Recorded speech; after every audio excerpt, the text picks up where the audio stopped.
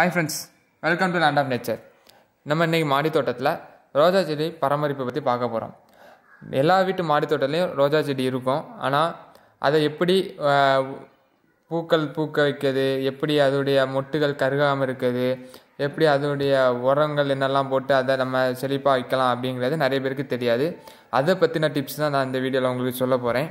நம்ம சேனலுக்கு புதுசாக இருந்தீங்க அப்படின்னா நம்ம சேனலை மறக்காமல் சப்ஸ்கிரைப் பண்ணுங்கள், பக்கத்தில் இருக்க பெல் பட்டனை ப்ரெஸ் பண்ணுங்கள். அப்போ தான் நான் போடக்கூடிய வீடியோஸ் உடனுக்குடன் உங்களுக்கு வந்துக்கிட்டே இருக்கும். வாங்க ஃப்ரெண்ட்ஸ், வீடியோக்குள்ளே போகலாம். பூச்செடி வளர்க்கணும்னு நம்ம ஆசைப்பட்டாலே நம்ம ஞாபகத்துக்கு வர்றது ரோஜாவாக தான் இருக்கும். ஏன்னா அது ரொம்ப ஈஸியாக வளரும், அதே சமயம் நிறைய பூக்களும் நமக்கு தரும். அந்த பூக்கள் பார்ப்பதற்கு ரொம்பவே அழகாகவே இருக்கும்.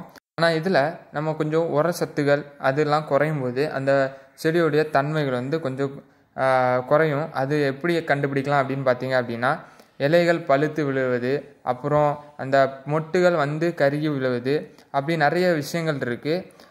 அதெல்லாம் எப்படி தடுக்கலாம் அப்படின்னா அதுக்கு நிறைய டிப்ஸ், நிறைய வழிமுறைகள் இருக்குது. நான் அதில் இன்றைக்கி எனக்கு தெரிஞ்ச ஒன்று இதில் உங்களுக்கு கண்டிப்பாக ஷேர் பண்ணுறேன். இப்போ நம்ம முட்டைத்தோடு வச்சு தான் உரம் செய்ய போகிறோம். இந்த முட்டைத்தோடு உரம் ரொம்பவே இயற்கையானது. இதுக்கு அதிகமாக செலவும் ஆகாது. நம்ம வீட்டில் யூஸ் பண்ணக்கூடிய அந்த முட்டைத்தோடுகளை வச்சு நம்ம இதில் செஞ்சிடலாம். இதுக்கு ரொம்பவே ஒரு பயனுள்ளதாக தான் இருக்கும். இதில் நிறைய கால்சியம் சத்து நிறைந்திருக்கு. இதில் 95% முட்டைத்தோடில் 95% கால்சியம் சத்து இருக்கதா சொல்கிறாங்க. இதனால் நமக்கு ரோஜா செடியில் கால்சியம் சத்து குறைபாடு இருந்ததுன்னா அதுக்கு நம்ம இந்த முட்டைத்தோடுகள் உரம் கொடுக்கலாம். இதனால் அந்த செடிகள் ரொம்பவே ஃபாஸ்ட்டாக வளர்ந்து வரும்.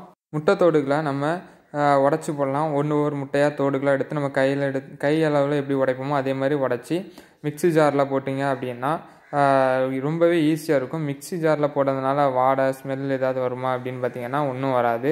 இது மிக்ஸிக்கும் நல்லது தான். அந்த பிளேடு ரொம்பவே ஷார்ப்பாகும். மிக்ஸியில் போடுறது ஏன் அப்படின்னு பார்த்தீங்கன்னா ரொம்பவே சீக்கிரமாக ரொம்ப பொடிசாக வந்துடுமா. அப்போ சீக்கிரமாக அது மக்கிரும், அதாவது மண்ணோட மண்ணாக கலந்துரும். இது நம்ம பொடிச்சு போட்டோம் அப்படின்னு கையால் பொடிச்சு போட்டோம் அப்படின்னு பார்த்தீங்கன்னா பெரிய பெரிய துண்டாக இருக்கும். அதனால் மக்கதுக்கு ரொம்ப நாட்கள் ஆகும். அதுக்கு நம்ம மிக்ஸி ஜாரை யூஸ் பண்ணுறது ரொம்பவே ஒரு நல்லது. என்கிட்ட இருந்த முட்டைத்தோடுகள் எல்லாத்தையும் உடச்சி நான் மிக்சியில் போட்டுட்டேன். இனிமேல் இந்த எல்லாத்தையும் அரைக்கணும். அரைச்சிட்டு உங்கள்கிட்ட காணிக்கிறேன். அரைச்சிட்டு வந்துட்டேன். இதே மாதிரி பவுடராக இருந்தால் ரொம்பவே நல்லாயிருக்கும். இது பார்த்திங்க அப்படின்னா மண் மாதிரியே சின்ன சின்னதாக இருக்குது. இது மண்ணோட ஈஸியாக மக்கி மண்ணோட கலந்து அந்த செடிக்கு டக்குன்னு உரம்பே சேர்ந்துடும். அதே சமயம் பார்த்திங்க அப்படின்னா நம்ம சாதாரண உரம் நம்ம கையால் உடச்சி போட்டோம் அப்படின்னா ரொம்ப பெருசாக இருக்கும். அது பார்த்தாலே உங்களுக்கு தெரியும். அதனால் அது மக்கதுக்கு ரொம்ப லேட் ஆகும், உரம் போய் சேர்றதுக்கும் ரொம்ப லேட் ஆகும். அதனால் நீங்கள் முடிஞ்ச அளவுக்கு மிக்சியில் போட்டு அரைச்சி செடிகளுக்கு கொடுக்க மாதிரி பார்த்துக்கோங்க. எப்பவும் நம்ம ரோஜா செடிகளுக்கு நம்ம எப்பவும் உரம் வச்சாலும் வைக்கட்டாலும் நம்ம அது சைடில் எப்பவும் கிளறி விட்டுட்டே இருக்கணும். ஏன்னு பார்த்தீங்க அப்படின்னா அதோடைய வேர்கள் ரொம்பவே படர்ந்து விரியதுக்கு அந்த மண்கள் இறுகி இருக்கனால படர்ந்து விரியாமல் இருக்கலாம். நம்ம கிண்டி விட்டோம், அந்த மண்களை கிளறி விட்டோம் அப்படின்னு பார்த்தீங்கன்னா அதோடைய வேர்கள் கொஞ்சம் ஃப்ரீயாக வெளியே ரிலாக்ஸாக அது விரிச்சு விடும். அதனால் நம்ம எப்போவும் உரம் வச்சாலும் வைக்கட்டாலும் நம்ம கண்டிப்பாக கிளறி விட்டே ஆகணும். கிளறிட்டு அது கூட நம்ம பொடிச்சு வச்சுருந்த அந்த முட்டைத்தோடு பொடியை போட்டிருக்கேன்.